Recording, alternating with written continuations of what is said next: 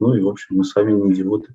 Понимаем, в какой стране и в какое время мы живем, работаем и освещаем новости Республики Беларусь. Сузаснавальнік парталу Тутбай кажа, што з такімі думкамі яго супрацоўнікі жылі даўно, аднак татальны пагром пераўзышоў усе чаканні. Никто не ожидал, что одновременно придут не только на Тутбай, но и к нашему хостинг-провайдеру, к автомобильному сайту, к работному сайту и так далее, и так далее. Никто не ожидал, что будут допрашивать и досматривать квартиры, ну, не то что рядовых сотрудников, но сотрудников, которые не имеют вообще никакого отношения к хозяйственной деятельности предприятия. 13 супрацоўнікаў арыштаваныя. Юлія Чарняўская, удава сузаснавальніка Тутбай Юрыя Зісера, пад хатнім арыштам. Доступ да парталу, які меў 3 мільёны наведнікаў, заблякаваны. Генпрокуратура называе сваю версию блокирования. Факты многократных нарушений законодательства в части размещения запрещенной информации на портале Тутбай. Речь идет в частности о фонде Байсол, который не зарегистрирован в Беларуси. Криминальную справу узбудзілі за нявыплату падаткаў.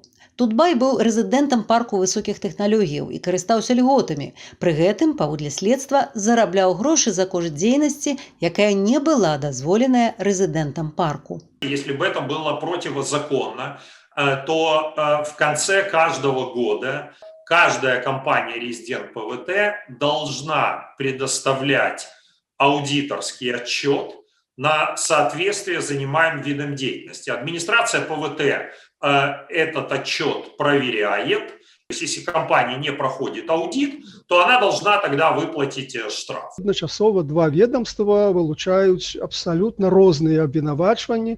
Ну і гэта дае такую даволі добрую падставу гаварыць, што справа не ў падатках, што справа палітычная. Чакаецца, што ў чэрвені Еўразвяз прыме 4-й пакет санкцыяў супраць рэжыму ў Беларусі. Ці паўплывае атака на Тутбай на характар гэтых санкцыяў? Делать вид, что этого не происходит, просто больше нельзя. Поэтому я думаю, что те силы внутри Европейского Союза, которые выступают за ужесточение политики по отношению к режиму, сидящему в Минске, они сейчас получили очень серьезную дополнительную аргументацию. Это первое. И второе.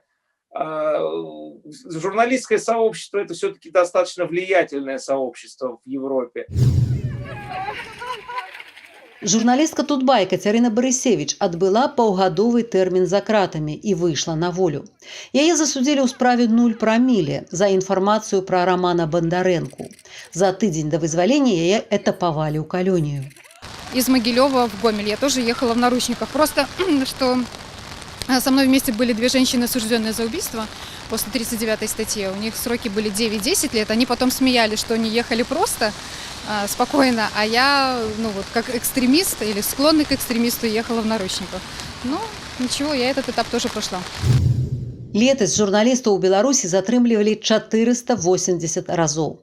97 разоў яны адбывалі адміністратыўны арышт. За кратамі цяпер 16 журналістаў. Арганізацыя «Рэпарцёры без межаў» назвала Беларусь самай небяспечнай для журналістаў еўрапейскай краінай. За што яшчэ можна атрымаць прысуд? На гэтым тыдні берасцейца Владзіміра Шурубейку засудзілі на 2 гады хіміі за абразу ў вайбер-чаце супрацоўніка КДБ. Плюс ён выплаціў штраф за ўрон аўтарытэту дзяржаўнай улады. Максіму Шаўлінскаму з Воршы, у сям'і якога 4 дзяцей, таксама далі 2 гады хіміі за абразу міліцыянта ў закрытым карпаратыўным чаце. Пацярпелы таксама патрабуе грашовай кампенсацыі.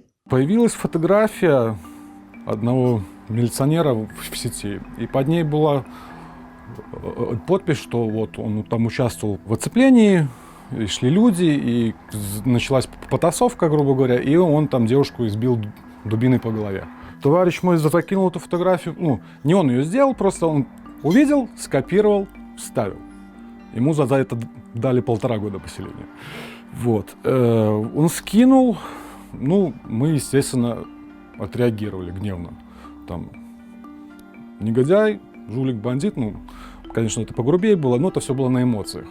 Міколу Статкевічу і яго хаўруснікам Генпракуратура выставіла пазоў на больш як $1 мільён. Пра гэта палітвязень паведаміў у лісце сваёй жонцы. У Баранавічах разбіўся вайсковы самалёт, загінулі 2 пілоты. Яны адвялі самалёт ад жылых дамоў і самі не змаглі бяспечна катапультавацца. Некаторыя наведнікі соцсетак выказалі сумнеў у такой версіі трагедыі. За гэта таксама могуць паплаціцца. Я попрошу, передайте председателю КГБ, подключитесь и по максимуму установите этих мерзавцев. Установите и доложите. Вы поймите, если случится, не дай бог, беда в стране, и говоря языком войны, это будущие полицаи, которые будут сжечь, убивать, не жалея никого. Мы их должны знать в лицо. Прывід паліцаяў трывожыць і ўпраўленне па барацьбе з арганізаванай злачыннасцю, якое заявіла, што выступіць з ініцыятывай, каб бел-чырвона-белы сцяг унеслі ў спіс нацысцкай сімволікі.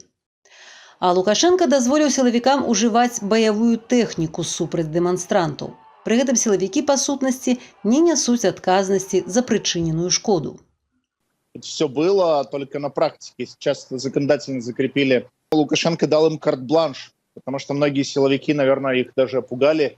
Часто и говорили, вот вы там закон нарушаете. Теперь они говорят, а вот в законе написано, что можно стрелять в вас, можно вас избивать, и ничего нам за это не будет. Поэтому Лукашенко это формализировал. Никто в Беларуси из руководителей, которые были предшественниками Лукашенко, ничего подобного не делал раньше. Поэтому он, конечно, войдет в историю как человек, который максимально использовал весь репрессивный аппарат для подавления протестов и для удержания своей собственной власти.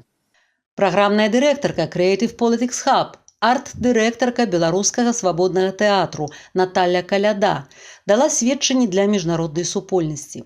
У выніку чаго ў міжнародным крымінальным судзе можа быць распачатая справа па фактах злачынстваў кіраўніцтва Беларусі. Я на сегодняшний момент выступаю открытым свидетелем и говорю о продолжительности репрессий, что в данной ситуации не началось все в мае 2020 года, не продолжилось это в августе и не продолжается только сейчас. Это существует, в июле этого года будет 27 лет. Мы сейчас в данный момент находимся на самом-самом-самом-самом начальном этапе, то есть подана коммуникация, filing of communication, когда обрисовывается ситуация в стране, то есть какое количество арестов, какое количество изнасилований людей, количество заставили выехать из Беларуси по определенным причинам преследования. И сейчас это ушло в офис прокурора уголовного криминального суда. Калісьці незалежныя прокуроры расследуюць і смерць палітвязня Вітольда Ашурка. Вітольд Ашурак памёр у шклоўскай калоніі, дзе адбываў 5 гадоў за пратэсты. Афіцыйная версія – спыненне сэрца. Яму было 50 гадоў. Мае ворагі забралі ў мяне магчымасць бачыцца з роднымі, з жонкай, з сябрамі. Але яны не маюць магчымасці прыставіць міліцыянта да маіх думак. Я па-ранейшаму свабодны адрозніваць чорнае ад белага і любіць сваю айчыну Беларусь. Гэта словы палітвязня Вітольда Ашурка, які быў арыштаваны за адзіночны пікет. Гэты чалавек, які шмат гадоў адстойваў свае погляды і свабоду. Я гляджу на нашых герояў, якія гадамі ваявалі за свабоду, пакуль многіх з нас не было побач з імі. І не магу адчуваць нічога, акрамя падзякі і шкадавання, што толькі цяпер мы ўсвядомілі, у якой краіне жывем. Але цяпер, калі мы прачнуліся, гэта стала нашым абавязкам узяць адказнасць за будучыню і давесці справу до конца.